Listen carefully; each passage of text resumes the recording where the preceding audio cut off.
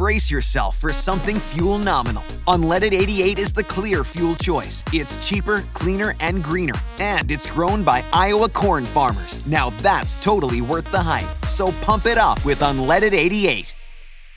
The views and opinions expressed by A Little Bit Culty are those of the hosts and do not necessarily reflect the official policy or position of the podcast. Any of the fucking amazeball content provided by our guests, bloggers, sponsors, or authors are of their opinion and are not intended to malign any religion, group, club, organization, business, individual, anyone, or anything. We're not doctors, not psychologists, and we're certainly not the AP. That's Associated Press for those of you listening at home. We're two non-experts who found ourselves making a little podcast that people happen to like.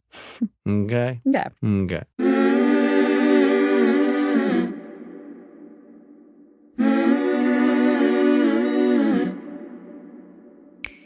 Hey, everybody. Sarah Edmondson here. And I'm Anthony Ames, a.k.a. Nippy, Sarah's husband, and you're listening to A Little Bit Culty, a.k.a. ALBC. A podcast about what happens when devotion goes to the dark side. We've been there and back again. A little about us. True story. We met and fell in love in a cult. And then we woke up and got the hell out of Dodge. And the whole thing was captured in the HBO docuseries The Vow, now in its second season. I also wrote about our experience in my memoir, Scarred, the true story of how I escaped NXIVM, the cult that bound my life. Look at us, a couple of married podcasters who just happen to have a weekly date night where we interview experts and advocates in things like cult awareness and mind control. Wait. This does not count toward date night, babe. We got to schedule that. That's separate. So those 2 days we got to hang out?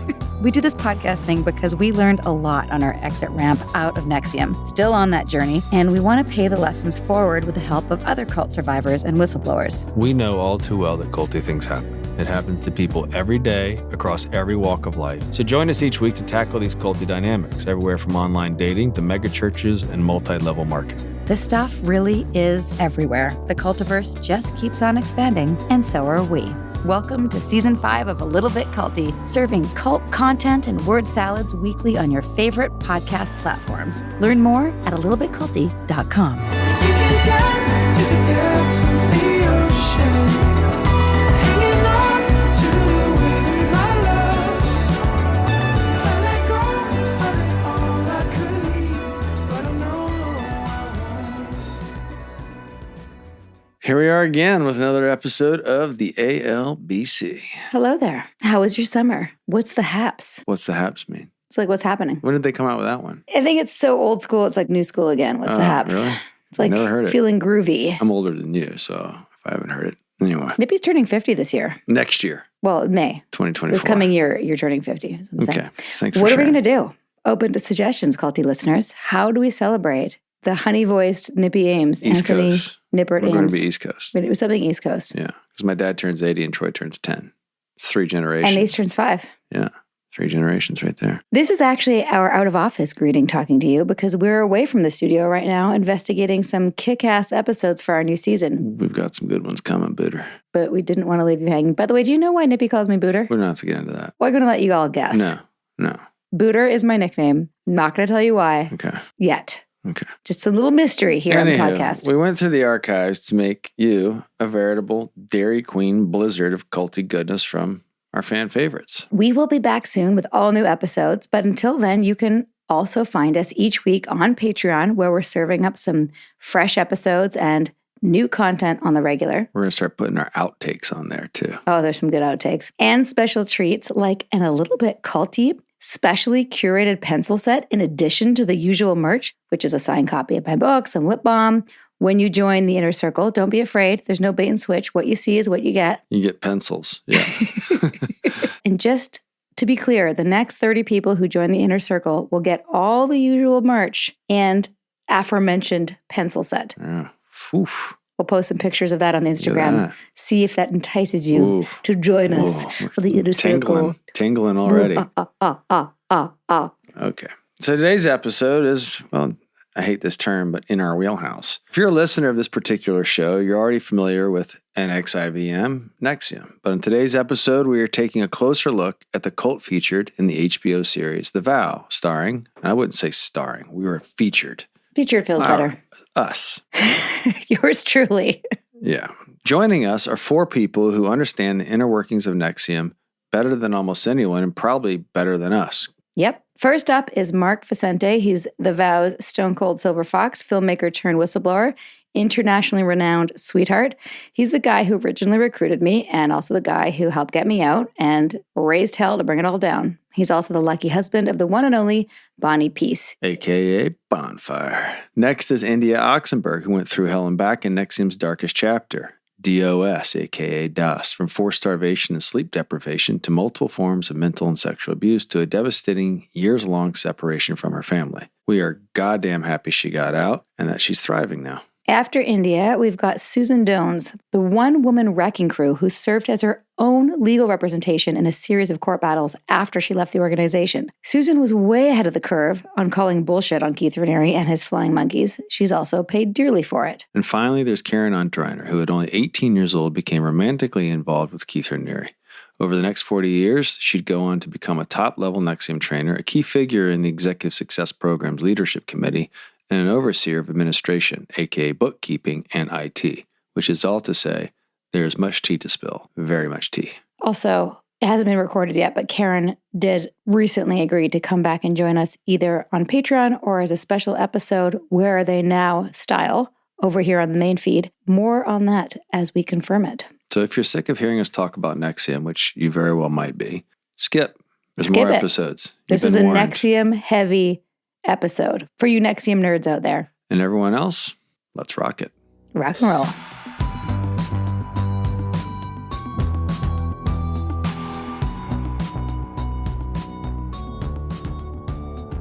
So we're doing really well. I will tell you that it was hell. And then especially the end of last year was really rough for us. And just, going off social media because it just got so cruel. It was so unkind. I'm so sorry that you went through that, Mark. You and Bonnie especially don't deserve that. And, Nippy and I have gone to the nth degree as best we can to have No, I your know back that. I and know that. protect you because you guys were really the warriors. And like you said, we all had Yeah. different roles. But to be in the public eye and be shamed for doing the right I know, thing, that's the thing that I struggled that with. chaps my that's ass. really awful. Yeah. It chaps my ass too, let me tell you. But I did Mhm. understand eventually, there's a double-edged sword with really expressing oneself, and being emotional, which is the one degree people go like, oh, I can relate to that. But then also you become a symbol of stuff that's unresolved in them. A lot of people shadow shit and stuff that they're upset at comes out, and I felt like to some degree I became this figurehead of people to get really angry at because I got deluded by something. I got fooled by something. Somehow that I was so stupid that why didn't I see it? Because I think what goes on for them is they were in situations like that and they haven't found peace with it. We all become targets of different things. Also, Mark, there's some diagnostics that I felt like if you understood too, maybe you do, it might put it in perspective. I think one of the things the internet has people erroneously convinced of is that it's a majority of people's opinion. Normally the kind of person that takes the time to write something negative is, I call Twitter the bathroom wall of social media. Right? It's just everyone has So true, right? access to it, and then they just go dump on it. The same people that would write jokes on a bathroom wall. It's like for a good time call, and all these people have access to it. In a lot of ways, their voices are being elevated to people who actually have a critical thought process. Also, more people are going to be motivated to write negative things than positive things. Nobody hops on social media and go, "I'm going to write something positive today." It's wonderful when it does happen though. And I do get a lot of those things too. So times two that, because someone is so inspired, then they're the kind of person who is going to go, I'm going to take the time to uphold this person and inconvenience myself to write something positive. Yes. Normally when It's beautiful. someone is writing something negative, it's because they have an itch they can't scratch. And it's coming from a Axe to toxic grind or place. whatever. But someone who actually takes the time to inconvenience themselves, use their psychology to write something positive. Yeah. A lot of times too, it's like a double like because it's a positive thing, Yeah. and more people are motivated to write negative shit. Yeah. Two things I want to say, partly for you, but also partly for our listeners, because a lot of people here are survivors and also motivated to speak out and share their story because of what we've done with the vow, which is also a tremendous service. Yeah. So remember that, We've been foot soldiers and been on the other end of it. especially with the ex-Mormon Right, community. I right. think I've told you this, right? Or maybe not. People saying, I left the Mormon church because of the vow, which they were just watching because it was like, Tiger King, the vow, just another documentary to watch, right? And then they were like, holy shit, I'm in a high demand group. And they got out because of it. Like 1 to 10, sometimes more than that, emails, Instagram messages a day for people sharing stuff like that. So anyway, people are motivated to share their stories. And then of course they're getting, vitriolic hatred back. And one of my psychologists said to me, every time you read something negative, if you're going to, which she said, I recommend you don't, but if you do, then train yourself to go read at least 10 positive things, for which absolutely, that was definitely the ratio. Absolutely. Like if you look at the comments, right, on our Instagram post about you, there's 129. I just checked. There was one salty post. Yeah. There was one out of 129. And I gave that person a little piece of my mind, as I said, because I like boundaries. You now. know what they can do with that salty post, right? Yeah. Yeah. I know what they can do. Stick it up their salty ass. Yes. I don't take things the same way anymore. Now I'm like, you know what? Fuck you. Shove it. Fuck off. My favorite is You don't even know who you're talking to. You're like, you've turned me into some symbol in your head. Yeah, exactly. Of some bullshit that's unresolved. It goes Fuck the you. other way. Yeah. The positive I appreciate, but I don't get drunk on that the same way I don't get upset about. I just get wasted. I just roll around. And But Nippy, you and I had this discussion once. This lives in me now. Like, it didn't so much the end of last year, but now it lives in me. Like, if somebody's going to say some shit to me, where were you, motherfucker, during the war? Were you in the trenches with us? No, you weren't. No. Right. So shut the fuck up. Yeah. Once you've done a battle like that, then you can comment. Now I'll have respect for you. And now you can say something to me. And if you're like a warrior, I might listen. But if you're not a warrior, successful people don't punch down. Yeah. They just don't. Yeah. But here's the other thing. I have to say, my dear friend Caroline, who I know you know, Mark, shared with me because I think I told her I'd read something that like just really upset me. It was one comment. I don't remember what it was. And she said something about like, if you see a bear in the woods, because it's a potential death threat, your fight or flight goes up,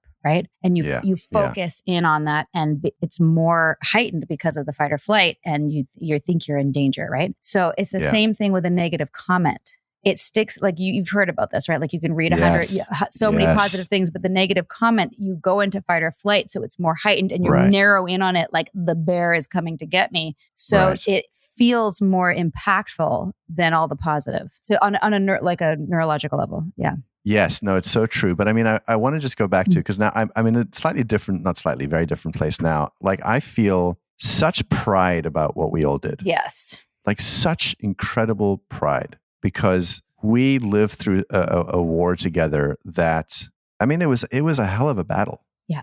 And based on how these things usually go, we should have lost, and we should all be completely and utterly bankrupt and destroyed. It was a blowout. That's usually how these things go. Yeah. And what usually happens with people like us is somehow law enforcement moves on us, not the other way around. Well, that's also historically what happened with KR. Yeah. So like, I'm so proud of what we did, all of us. And I'm also so grateful to whatever the universe is and however it works and whether it's divine or I don't know, but I am so grateful that the forces that I don't understand seem to push it in a certain direction. And I'm just like, it's just a lot of wow, like wow, that happened, and also that we're free now. The thing I keep thinking about is like, thank God I'm not in that trap anymore. I know, right? God, and I say that for all of us, but it was a horrible, horrible trap. I didn't realize until later. I was so fucking depressed. Yeah.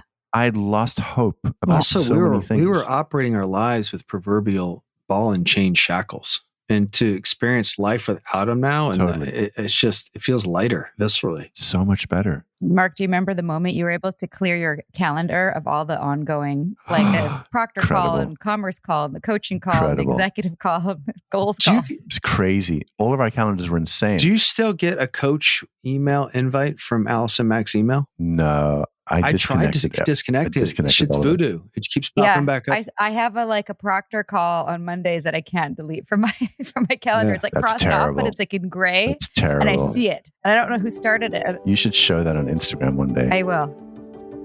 This is the golden age of cult recovery. The more we speak up and share our stories, the more we realize we are not alone. Your voice and your story can empower others. This is Sarah, and I'm proud to be a founding collaborator of the #IGotOut movement.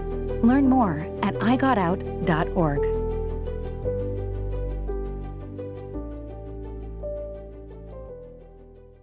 The Frankies were a picture-perfect influencer family, but everything wasn't as it seemed. I just had a 12-year-old boy show up here asking for help. He's emaciated. He's got tape around his legs. Ruby Frankie is his mom's name. Infamous is covering Ruby Frankie, the world of Mormonism, and a secret therapy group that ruined lives. Listen to Infamous wherever you get your podcasts. Meals bring people together, but for many families, providing their next meal can be a challenge. You can help by participating in Macy's annual Feeding the Hungry food drive. All proceeds go toward local food banks and families. Now through January 31st, you can purchase an icon in-store or online, or watch out for the blue Feeding the Hungry shelf tags, where a portion of your purchase will be donated to local pantries. Together, we can combat hunger in our local communities at Macy's. Even when I have had and continue to have challenging days, it's not for nothing. It actually has a reason. Mhm. And when I was reading his memorandum, I'm like, fuck, it was really, really gnarly. Mhm. Like, and I know you know too, Sarah, and the fact that you were able to see it when you did and speak about it even before anyone else was speaking about it is huge, huge. I don't think people understand like the gravity of that. It makes me want to cry because it is so hard to go against Mhm. programming like that. Mhm. Additionally, with collateral in Mhm. place that will damage the people that you love most. And if you're an empathetic person, like that is worse than chains because Right. it's, taking the things that you love the most and tarnishing them. So I have enormous amount of respect for what you did and what everybody did who left before me and after, because everyone had to do it, take enormous risks. Yeah. Well, we all Yeah. did in different ways and for the responsibility we had with the roles we had in the organization. But, there was a moment when we knew we had to get out, but we didn't know we were going to go public or try to take it down or whatever. And one of the reasons we did is we put together very quickly through everyone's different intel that, there were a lot of slaves. And for sure, we knew that you were under Alice. Like, as soon as we pieced together what it was, we're like, okay, for sure, India is under Allison, and Right. we put it all together. I'm like, and Nippy and I talked about it with everyone who's leaving. Like, we can't leave them there. We have to free them. But I just want to say, like, it feels like there was a moment where people were saying things like, this person took down NXIVM, that person took down NXIVM. I feel particularly uncomfortable when people say that about me because I was the face of it at the beginning. It was a whole team. Yeah. It was a team, but it was a team of like multiple Yes. layers. And like you said, everyone had a specific role and had to participate in the way that they did in order to effectively Right. change it.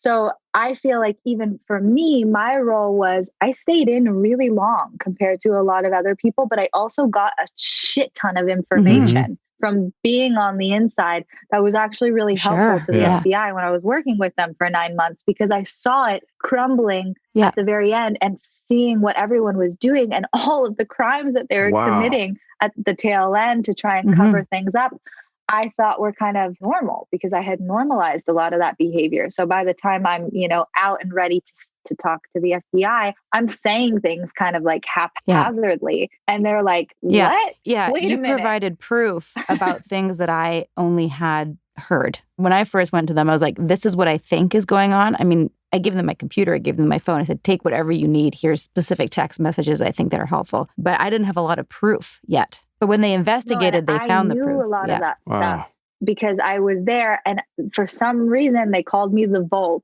because everyone wanted to tell me their secrets, like Nikki Klein and Allison, and even some things Keith told me that were unusual. I guess people just thought I was, dumb and I was just going to take it in one ear and leave it out the other. But I was just making people feel comfortable so they would share with me. And some of those things I didn't want to remember, and some of those things I did. And those were things that I ended up sharing with the FBI. And it did support everything that everyone who had already come out had said. So it was like everybody needed each other. And that's why I also feel uncomfortable with that topic of like, oh, there's, the Val camp and the Seduce camp. I'm like, who the fuck cares? I'm so glad you said that. Everyone was there for the same Image goal. wars. Like, we are talking about Keith Raniere here, the fucking predator Keith Raniere. The reason why we're all doing this is not for our own self, to rebrand ourselves or whatever. It's because we had an obligation to do this in order for our own healing and also to share the truth, because you can't once you know, you can't pretend that you don't know. And I wanted to do that. I wanted to just run away to the mountains and change my name and not have to deal with any of this shit. And then I realized if I don't deal with this, this is going to Yeah, haunt that's me. why most people actually probably know this from your self-education, but most people join another group because they cult hop. They don't heal and they just join another one. Yep. So I'm glad you did that work. I mean, yeah, and I'm still doing it, and I know you are too. Mm-hmm. And I think it takes like I said, a lot of discipline, but I have always wanted to stay focused on like what the real goal was. Right. And the goal is to expose Keith Raniere and for people to understand coercion and to make this conversation about cults and sexual abuse more mainstream so that less people feel afraid to talk about it. Turn your experience that into is content. Exactly. And that is what I feel like I've been able to do. And I want to move through it and out towards the other side to be able to do more of what I am passionate about. But it is a process. And so like sometimes people will be like, oh, why are they still talking about NXIVM? We're not still just sitting around talking about NXIVM. Like none of us really just want to sit around and talk about NXIVM. We're doing this for a purpose. And the purpose is to move on and move forward and get clarity. And not just like when I hear people on the other side going, oh, they're, just doing it for the book deal. And I'm like, are you fucking kidding me? Do you know how stressful it is to write a book? Right, it was really stressful. And it's not like you're rolling in dough when you write a book. Like the literary world is really archaic. It is not. My favorite line is, and I got this from Jess, our producer, just waiting for that whistleblower money to come rolling in, just waiting for it. Right? Yeah, no, it doesn't look like that. No, and I want to read something, and Nippy's going to make fun of me, but I wrote this in August 30th of 2017. That's the year we left, right? 2017, right, babe? Yep. So I used to journal. I had a lot of dreams about everyone I left behind, and including you, India. And I wrote this about you when, oh God, I'm going to cry, when you were still in. Just August 30th. Just had the most beautiful dream about India. Not sure where I was, but we were outside eating dinner with friends, and I saw her coming towards us on a field. Her hair down, flowered dress and boots, ethereal and casual, like a Free People print ad. She looked so full and healthy. I almost didn't recognize her as she passed me. I knew we weren't allowed to talk, but I needed to make contact, so I reached out my hand, and she took it reluctantly. But as soon as we were touching, I pulled her close, and we embraced. It was so, I have no words, surreal. Her body was hard, stiff like a mannequin, hardened with pain, but she softened in my arms, and we were both crying so deeply we couldn't let go. And I remember thinking, am I wearing earplugs? Because I couldn't hear anything except a high-pitched tone. And time stood still, and all I could do was feel the love and hurt flow between us, and the intensity of the emotion and the physical contact. I can't read my own writing. The physical contact from the past 16 months. Oh, it must have been the year after. It pulled me from slumber and back to reality. The tether was so strong, I begged to go back to dreamland to take me back. I had so many questions for her, so much to say. I wasn't done. Now I'm writing from my living room. They're watching Transformers. India is in Malibu with her mother. She is safe. We are out, but we're not yet healed. So that was, I guess, I knew you were out, but we hadn't talked yet. And I just love to see you right now because you just look so healthy and so back to you. And it makes me really happy. Thank you. I feel really, really lucky. Yes. We're all lucky. Yeah, we're all really lucky. With how it went down. And, So was I watching Transformers? Yes. Okay. No, it was. Because I don't remember that. Troy was watching Transformers. Okay. That's a very beautiful and accurate symbol. Yeah.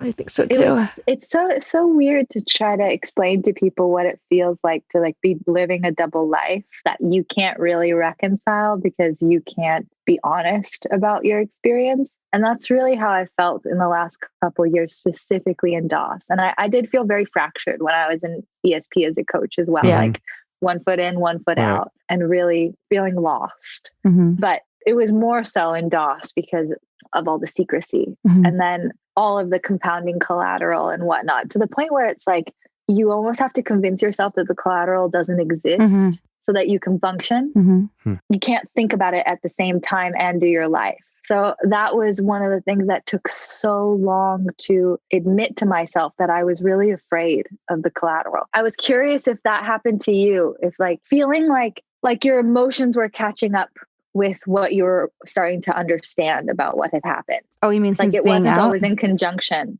Yeah, since being out. You would have a realization about what had happened, or you would kind of understand the reality versus what you were taught to think. And then your emotions would come later and you would be either crying or having a meltdown. And you're like, oh my God, this now makes sense, because I had to have them both happen. I couldn't just intellectualize it. I had to feel it again. Mm-hmm. Well, I think because we were so caught up, at least for me, I felt so cut off from my feelings. in general. Me too. Right? Actually, one of my big kind of ahas, I don't know if I've talked about it here, or I'm sure where I did, but look, Nippy and I knew we were out. This is early days, like weeks after. And Nippy made a comment like, I just want to hike and like do normal things with my family. Like, what a relief we don't have to go to all these intensives kind of thing.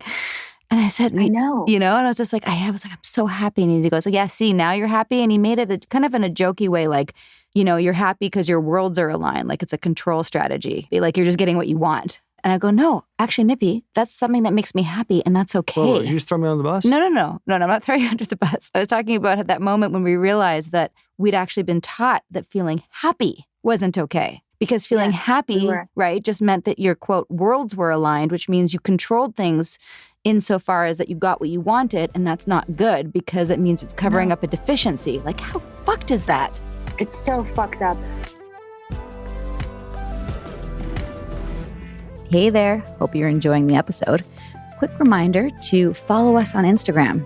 You can also share your favorite episodes with friends who may or may not be in a cult. And also reach out to us to let us know who you would love to hear as a guest. And now, a word from our sponsors. Meals bring people together, but for many families, providing their next meal can be a challenge. You can help by participating in Macy's annual Feeding the Hungry food drive. All proceeds go toward local food banks and families. Now through January 31st, you can purchase an icon in-store or online, or watch out for the blue Feeding the Hungry shelf tags, where a portion of your purchase will be donated to local pantries. Together, we can combat hunger in our local communities at Macy's. I just was good at enrolling people in what I believed was, a good training program. There were little red flags that came along the way, and I was good at just going like, oh, well, that's explainable, that's explainable, that's explainable, that's explainable. And at the time, there were little things that, the sashes were kind of a turnoff to me, but I'd taken martial arts. Right. I had been in the military and stuff like that. So it was kind of like, well, okay. And it's a quirk, and, you bow to the dojo when you walk into the dojo and you call the sensei when you're with him, but, if you went to like a potluck at karate, you didn't call him sensei, you called him Bill, that kind of thing. Right. Then I started finding out things because Nancy Salzman had taken me under her wing. She's the president of NXIVM. And then she started to tell me little things. And I'd be like, what? Keith Raniere blew $68 million in the commodity market of the like, what's he doing borrowing money from the profits in the first place? They're students, and like $68 million. That's a lot of friggin' money. Wait. So she confided in you that he had done this? Yeah. Well, and how did she justify that? Well, she blamed it on their dad. Of course. Right. Of course. There's always somebody to blame. When did she start doing that? Like, how long had you been in before she felt? I mean, I guess what we're figuring out is she started sharing some of the crimes with you. The first thing I noticed is Keith was amorous with certain women. That kind of creeped me out, Right. I noticed it right away. And I'd say, is Keith sleeping with so-and-so? And she'd say, well, we don't talk about that. And I'd be like, really? Yeah. When I joined, I was specifically told that he was celibate. And he was renunciate. He didn't need anything because he was so evolved. He didn't need any items. He didn't need sex because it was too satiative. He was a celibate monk. I don't know who the hell told you that, but I was never told that. And so, like, I would say, and matter of fact, when I first went and we would go to the forums, and people would say, do you date? And he said, well, of course I date, And then he would do the sex talk, like a sex this, a sex. And he'd boundary test people on sex. Oh, like the sweatpants thing? Well, Remember? He said something about like if you would dry hump in sweatpants, is that penetration? Do you remember that? Yeah. Like, is this sex? Is that sex? I remember he did it. Nancy's parents were in the room and Edgar Boone's parents were in the room. And I'm thinking like, oh my God, how could you ask those questions with these parents in the room? And just to interrupt for a second so our listeners know, Keith talked about things like sex in a forum, like people would ask him, questions about things like this. And that's sort of, I think, how he got away with it. He wasn't overtly saying some of the things that we've seen in the documentaries since. He wasn't so overt. If you take those sound bites, it looks obvious. But he was up to what he was yeah, up to. It's a similar thing to, I think, and I was going to come to this later, but I'll say it now, to that video that happened at the end of your time there. I'm going to jump in the timeline for a second, where you confronted him and he said something about that he had people killed for his beliefs. Right. Yeah. Right. Now, we saw that at that time that you left, and how that was explained was, no, he's not saying he's going to kill people. He's saying that people have died because of his beliefs. Right. And that had happened in Mexico and things like that. Like that he was such a noble humanitarian like Gandhi that deaths had occurred. Not that he was threatening to kill you, but if you understand how he liked to implant things and it was subtle, then absolutely it's a threat. Right? That's my take on that now. Right. For those who are wondering. Well, and how it was explained to me in my first deposition with Robert Crockett, their attorney, was that he had convinced the family not to pay the ransom. And then the kidnappers let the people go, and then they came back and murdered part of the family. And so I thought, well, that's plausible. And then I went home and researched it. And then the murders actually happened months after Keith Raniere said that to us in our meetings with him. Oh, wow. And then I wrote a report on the Saratoga decline about that, because he would have had to have been psychic in order to predict that when he said, I've had people killed for my beliefs. Right. And of course, none of you guys at the time were reading the Saratoga and Decline blog. And so what he did was he actually lied to the entire community about that. And so that was his mode of operation. But by the time I was deposed, he had time to have gotten information on the murders in Mexico and stuff like that. And so he just plugged in things that made sense. And that's what they always did. But, getting back to the sex thing is, one of the things that I do is I'm good at observing people. So I observed, in my very first intensive, him being very amorous with Esther Chapone, who was at that Detroit training with me. I didn't know her before then, but I got to know her at that Detroit training. And then she went to the first 16-day training with me. And within months, she was divorcing her husband and moving from Surly in Alaska to Albany, New York with her 4 kids. And I'm thinking, like, what for? And then I find out months later that she had moved there to be with Keith, and then found out that he was not monogamous, as she had been told by Keith. And then she broke up with him, and there was this big to-do in Albany against Esther. She's confiding in me that he called her, a selfish bitch because she didn't want to have a non-monogamous relationship with him, kind of thing. And then this explains a few things for me. Yeah. And then, he's sleeping with Barbara Boucher, he's sleeping with Barbara Jeske, and they're like having these little cat fights with each other in the common areas of the NXIVM Center, and then Evie Navarez comes on scene. And then pretty soon they're having huge meltdowns. And it's like whenever they find out that he's not monogamous with them, which are, a few months later, he's having major meltdowns. One of the things I found out early on is they try to develop collateral over you. And for me, it was like trying to get me to not pay my taxes. And Barbara Jeske came after me. Nancy Salzman came after me. This whole pressure to not pay my taxes. I constantly refused to not pay my taxes. And I continue to pay my taxes, but it was constant to not pay my taxes. And it was all based on the fact that taxes were unethical. And I kept saying, well, I don't care if they're unethical. I'm not going to put myself in a position to one, get arrested, or 2, have these big fines and the IRS come after me. I'm going to continue to pay my taxes. But the one thing that became a collateral over me was the debt that I got into by setting up a center that was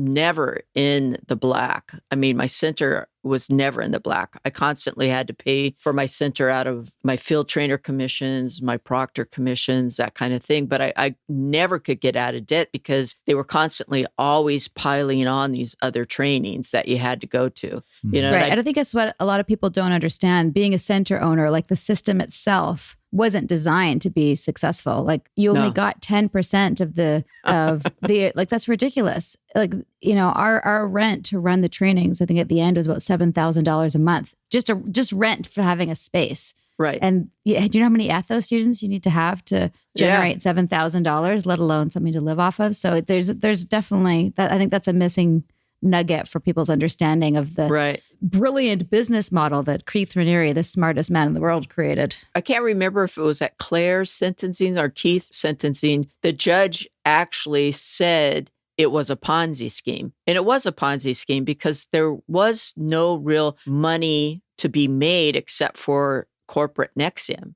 They're the ones that made the money. You know, everybody else lost money. And that's one of the things that people don't understand is that that's why when I left, I had to file for bankruptcy. And that's why NXIVM, that's where they came in and sued me, was in my bankruptcy court. You know, and then they filed charges twice. They filed charges against me in Mexico. I mean, I could never step in Mexico ever again because I don't know if those charges still loom over my head. Let's see if we can find that out for all of us who got the Mexico charges, because I'd like to go back one day.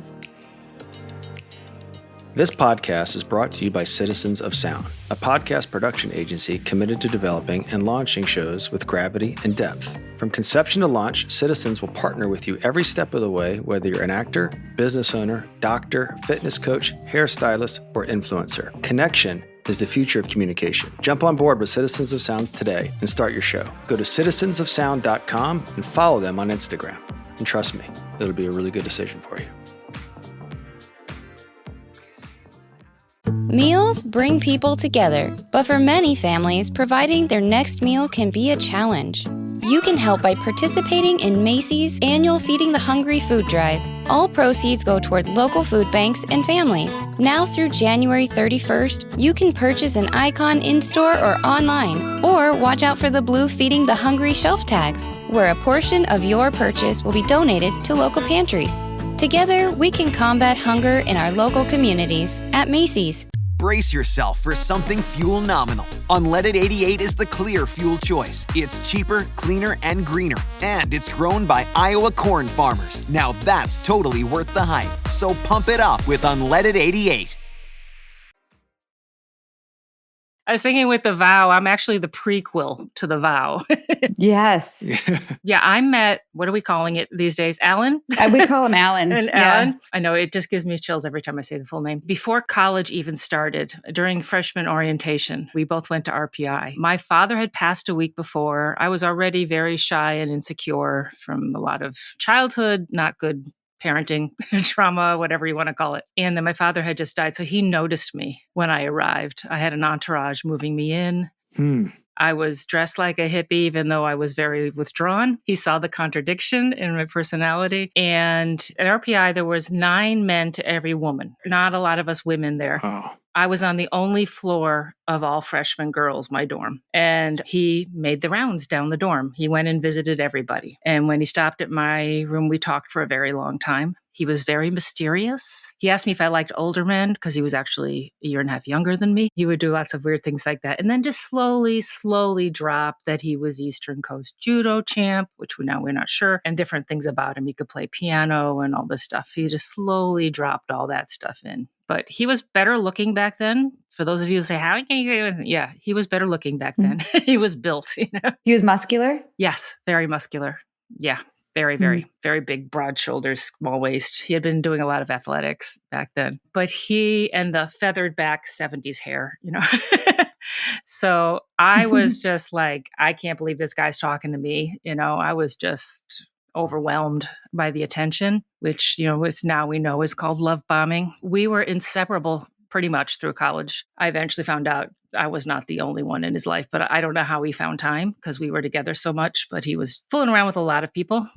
I broke up with him senior year because he slept with my best friend over the summer, but then he pulled me back. I got pulled back in. I mean, he said that while I was separated from him, I had a little fling, and that was supposed to be my ethical breach because, you know, he wanted us to never have been with anybody else. My ethical breach really was going back. He used the term ethical breach even then? No, it was used later, but he did say it. He made it like really, really bad. I left him because he screwed my best friend and he was screwing half the campus, but I had a one-night stand and that made me awful. I mean, that's the standard Alan thing. That's what he does. Yeah. I thought I was still dating him for the following years after college, but he was living with other people and everything else. We all were led to believe we were the important one, a special one in his life. Right. He just lied. Later, he blamed me for it. He told me I told him to lie to him. I'm not sure that's true, but Because I'm sure that's what you wanted. yeah. After college, I moved to Connecticut for a little while, became an actuary, and I found a job back up here, and we moved in together up here. Eventually got what's now known as Flintlock. We both owned that house, that condo, though I paid for the whole thing. Yeah, that's the usual. Of course. He technically owns half of it, but I paid for everything pretty much. But I was working as an actuary up here, and he started Consumers Byline, and I jumped ship from actuarial work at some point and came on full-time at Consumers Byline, which kind of grew up in my living room, as did NXIVM too later. Right. He needed someone to do the work. Yeah, I would get out of bed, leave him in bed, go into the office, and I knew damn well as soon as I did, he told me he wasn't screwing Pam, that Pam was sneaking back into my room and replacing me. Well, I'm working at the office. They're having their time together. God. Backtrack for a second. Yeah. You're living with Keith. When did Pam slip into the picture? Yeah, people were asking about Pam. Keith had wanted to start a business called Life Learning Institute. It was not about ethics, but it was kind of the same format as NXIVM ended up being with classes. More of like a knowledge network. I know that's what it's called around here. Just where you could go take adult classes. He needed funding. So he was on a ski trip with his dad, and they were on a gondola with a obviously wealthy man and his daughter, Pam. So Keith was going for money. Some people were asking, does he looking for women with money? He definitely was at that point. He was looking for funding for that business. Her dad eventually did help us get the Consumers Byline started. He gave us a loan to get that going, but he was looking for money, and that's when he met Pam and brought her in. How was that for you? Of course, he claimed he wasn't screwing her, as usual.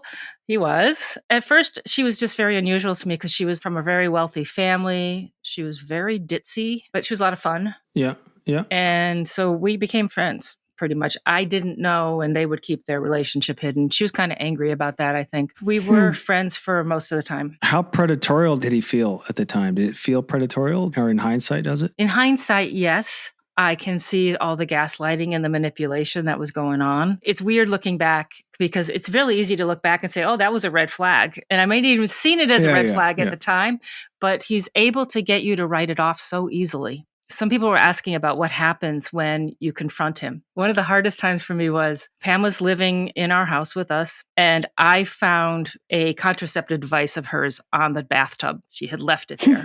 And so I confronted him. And you would think this is this is data. It's a smoking gun. Yeah, literally. I challenged him on it, and the scene ended with me on his foot begging him not to leave. That's how things went. In between that, he would give me some bullshit story that it was for something else, which is obviously, even then I knew it was obviously crap. He'll give you some lie that you can hold on to. And then he pulls the thing you saw him do with Camilla and with Lauren in the trial is he would say, oh, you're hurting my heart. I can't do this with you. You're killing me. He would say, if you ask any more questions, and if you want me to answer, I can answer, but I'll never be able to talk to you again. Basically threats. His health was used a lot in those situations. So he's lying, which is different than saying, oh, I am being hurt. I think he knows he's not being hurt. It's just a tactic he used with every single one of us consistently. Mm-hmm. So that would be preying on your empathy. And our need to be a good person. He set you up to think you're not a good person and then would play on that. Like you're desperately trying to be a good person. I mean, eventually in NXIVM, he defines what a good person is pretty much. So he's setting you up to want to do what he wants you to do in order to be a good person. He makes those things line up. So he's double binding you into a definition of a good person. Who's going to do something that's going to give the person you care about a heart attack, Right. You back down. In the back of your mind, you've got a ton of competition for his attention.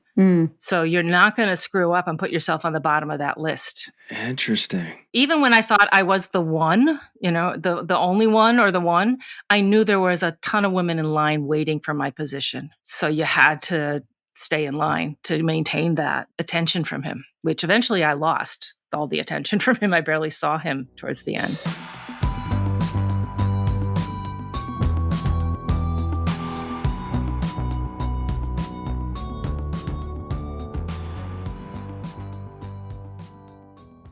Well, hope that NXIVM Extravaganza blew your hair back. And just your hair. We'll be back soon with all new episodes. And in the meantime, you can always find us over on Patreon. It's patreon.com/alibitculty, dropping new episodes every week. And as you know, if you want to learn more about NXIVM's rise and fall, you can also always go stream both seasons of The Vow on Max, formerly known as HBO. In case you've never seen it, it's a real nail biter. 10 out of 10 would not recommend living your life in a way that it would make a good HBO docuseries. Nope. See you next week. Bye now. For our last mashup, and then we're back for season 6. Sinking down to the depths of the ocean. I'm hanging on to the weight of my love. If I let go of it all, I could leave, but I know I won't. Hope you liked this episode. Let's keep the conversation going and come hang out with us on Patreon, where we keep the tape rolling each week with special episodes just for Patreon subscribers and where we get deep into the weeds of unpacking every episode of The Vow. And if you're looking for our show notes or some sweet, sweet swag or official ALBC podcast merch or a list of our most recommended cult recovery resources, visit our website at alittlebitculty.com. And for more background on what brought us here, check out Sarah's page-turning memoir. It's called Scarred, the true story of how I escaped NXIVM, the cult that bound my life. It's available on Amazon, Audible, narrated by my wife, and at most bookstores. A Little Bit Culty is a Talkhouse podcast and a Trace 120 production. We're executive produced by Sarah Edmondson and Anthony Nippy Ames, with writing, research, and additional production support by senior producer Jess Tardy.